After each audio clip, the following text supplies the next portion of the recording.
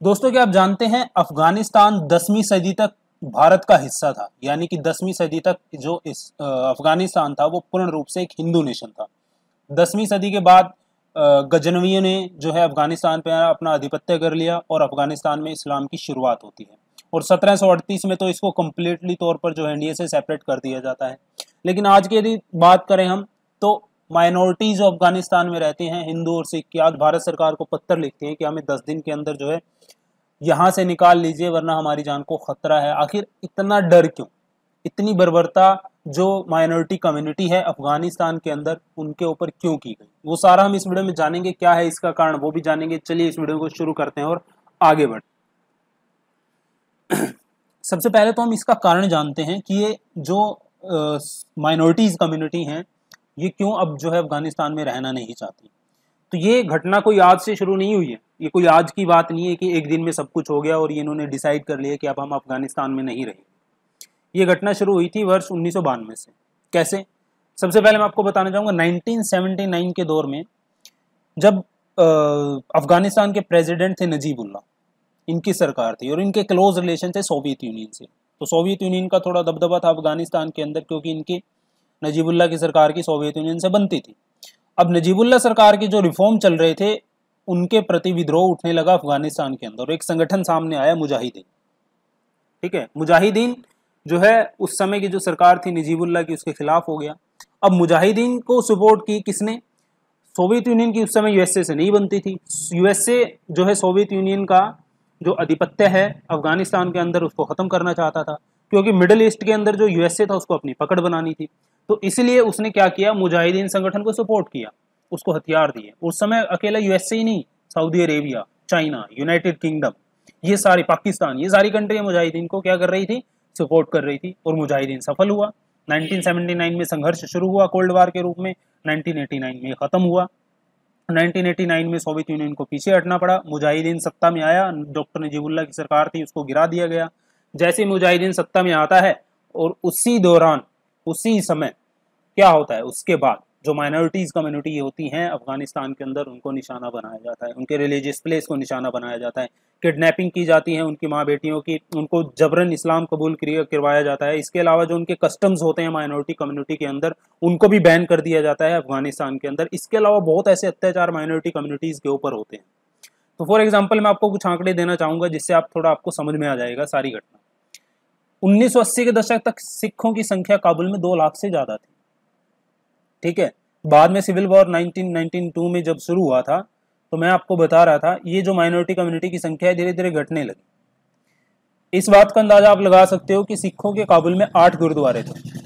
आज के समय की बात करें काबुल में सिर्फ एक ही गुरुद्वारा बचा है, बाकी 7 गुरुद्वारे इन इस्लामी आतंकवादियों ने नष्ट कर दिए हैं और एक गुरुद्वारा है जिसका नाम है करते परवान, ये काबुल में पड़ता है। यही नहीं, 2002 तक जो है कंधार में 15 सिख फैमिलीज रहती थी। 2020 में एक संख्या घटकर सिर्फ 2 फैमिली की रह गई है। और ये बर्बरता की घटनाएं मैं आपको बताता हूँ कितनी जघन्य है वो आप अंदाजा लगा सकते हो। अफगानिस्तान की सरकार ने एक पार्लियामेंट के अंदर एक सीट बनाई, ठीक है, वो थी माइनॉरिटी कम्युनिटी के लिए सीट, कि माइनॉरिटी कम्युनिटी को कोई व्यक्ति अफगानिस्तान सरकार में रिप्रेजेंट कर सके और उनकी बात को अफगानिस्तान सरकार के सामने रख सके। इस माइनॉरिटी कम्युनिटी के सीट के जो हकदार थे वो थे अवतार सिंह खालसा। लेकिन जो इस्लामिक आतंकवादी से, इस्लामिक संगठन के जो आतंकवादी थे उन्होंने क्या किया, अवतार सिंह की 1 जुलाई 2018 के एक आतंकवादी हमले में इनकी हत्या कर दी। ये बात भी इनको रास नहीं आई। तो माइनॉरिटी कम्युनिटी को हर एक जगह पे जहां पे उनको मौका मिलता था उनको सताया जा रहा था। और ये घटना, जब ये घटना सामने आई तब तो जो माइनॉरिटी कम्युनिटी है हिंदू और सिख की, उनके मन में पूरी तरह से डर बैठ गया और उन्होंने सरकार को पत्र लिखा कि अब वो जो है अफगानिस्तान में रहना नहीं चाहते क्योंकि यहाँ के जो हालात हैं वो उनके अनुकूल नहीं है। और ये घटना थी 25 मार्च की जब 3 आतंकवादी फुली लोडेड असॉल्ट राइफल्स के साथ गुरु हर राय गुरुद्वारे में घुसते हैं जो पड़ता है शोर बाजार काबुल में, और 25 निहत्थे सिखों की मौके पर ही मौत हो जाती है क्योंकि अंधाधुंध फायरिंग करते हैं ये गुरुद्वारे में घुसकर। 15 सिख जो है बहुत बुरी तरीके से घायल हो जाते हैं। तो एक तरीके से ये जो बर्बरता है ये सारी कब शुरू हुई, जब मुजाहिदीन सत्ता में आए।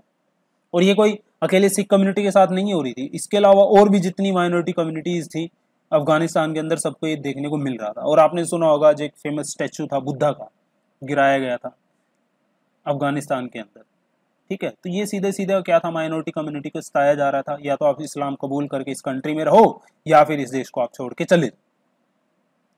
अभी टोलो न्यूज एजेंसी है अफगानिस्तान की, उसकी एक रिपोर्ट सुनकर आप चौंक जाओगे कि पिछले 30 साल में हिंदू सिख कम्युनिटी के जितने भी लोग यहाँ से रहते थे अफगानिस्तान के अंदर, 99% लोग अफगानिस्तान छोड़ के जा चुके पिछले 30 सालों में।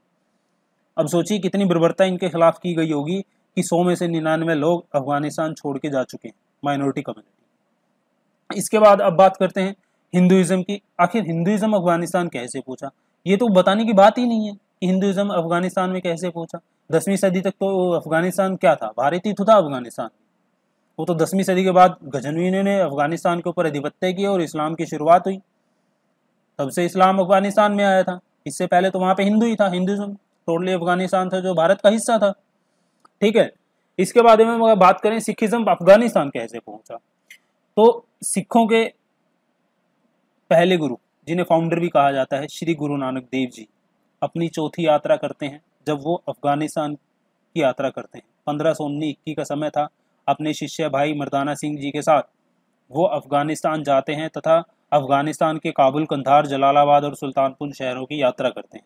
इसके बाद वहाँ पे सिखिज्म को एस्टेब्लिश करने के लिए सिखों के साथ में गुरु श्री हर राय जी भी बहुत अहम भूमिका निभाते हैं, जब वो काबुल में एक सिख मिशनरी भेजते हैं तथा एक धर्मशाल भेजते हैं। इसके बाद यदि हम बात करें दोस्तों आज की 2020 की, छबोल सिंह हैं, ये मैनेजिंग कमेटी है गुरुद्वारे की जिसका नाम है दशमेश पिता श्री गुरु गोविंद सिंह जी, और ये गुरुद्वारा पड़ता है परवान के अंदर। ठीक है, इसका नाम है दशमेश पिता श्री गुरु गोविंद सिंह जी सिंह सभा करते परवान।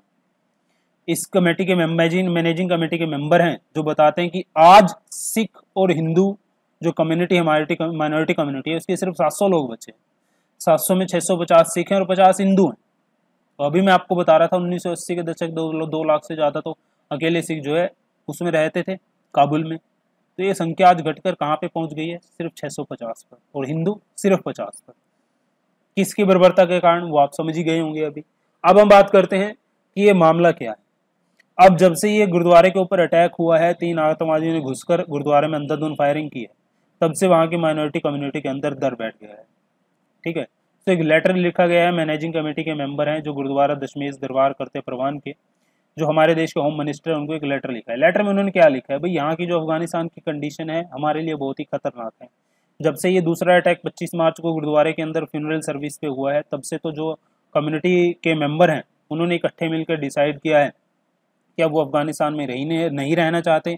इसके अलावा इस घटना के बाद जो है, जो गुरुद्वारे पढ़ते हैं, जो रिलीजियस प्लेसेस पढ़ते हैं, वहाँ से उनके आसपास के स्थानों से बहुत ज़्यादा मात्रा में विस्फोटक भी बरामद हुए हैं। इसके अलावा बार बार ISI के जो आतंकवादी संगठन हैं, उनके जो आतंकवादी हैं, उनको फ़ोन करके धमकी दे रहे हैं कि आपके पास 10 दिन का समय, या तो यहाँ से निकल के चले जाइए वरना आपको मौत के घाट उतार दिया जाएगा। तो ये लेटर में सारी कहानी लिखते हैं ये मैनेजिंग मेंबर हैं जो, ठीक है, गुरुद्वारे के। तो सोचिए कितनी आज दुर्दशा हमारी माइनॉरिटी कम्युनिटी की हो रही है अफगानिस्तान के अंदर। अब एक क्या इन्होंने लेटर में ये भी कहा, देखिए आप एवेक्यूएशन करने वाले हैं 2500 अफगानिस्तानियों का। देखिए अभी जो कोविड-19 पैंडेमिक चला हुआ है, इसके चलते 2500 अफगानिस्तानी दिल्ली में फंसे, और भारत सरकार इन 2500 अफगानिस्तानियों को जो है अफगानिस्तान में पहुंचाएगी। इसके लिए भारत प्लेन प्रोवाइड करवाएगा। अब ये कह रहे हैं कि वो प्लेन जो अफगानिस्तान में इन 2500 अफगानियों को लेके आएंगे वो भारत वापस खाली जाएंगे, तो इन खाली प्लेनों में हमें अफगानिस्तान से इवैक्यूएट किया जाए।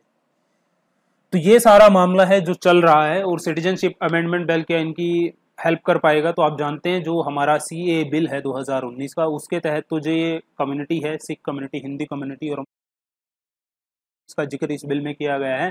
तो जो मिनिमम पीरियड है वो तो 4 साल का है, 11 साल से कम कर दिया गया है। इन कम्युनिटी के लिए 4 साल कर दिए गए कि 4 साल बाद आपको जो है इनकी नागरिकता दे दी जाएगी। तो CAA बिल तो फिलहाल अब इनकी कोई हेल्प नहीं कर सकता है फिलहाल, तो जब ये आते हैं, ठीक है। इसके अलावा आगे चल के क्या इस बिल में बदलाव होते हैं जिनकी वजह से इस कम्युनिटी को फायदा हो सकता है, वो हम आगे वाले समय में देखेंगे। तो कैसा आपको वीडियो लगा, कैसे ये टॉपिक लगा, मेरे को जरूर बताइएगा। मिलता हूँ नेक्स्ट वीडियो में नए टॉपिक के साथ, तब तक के लिए बाय बाय।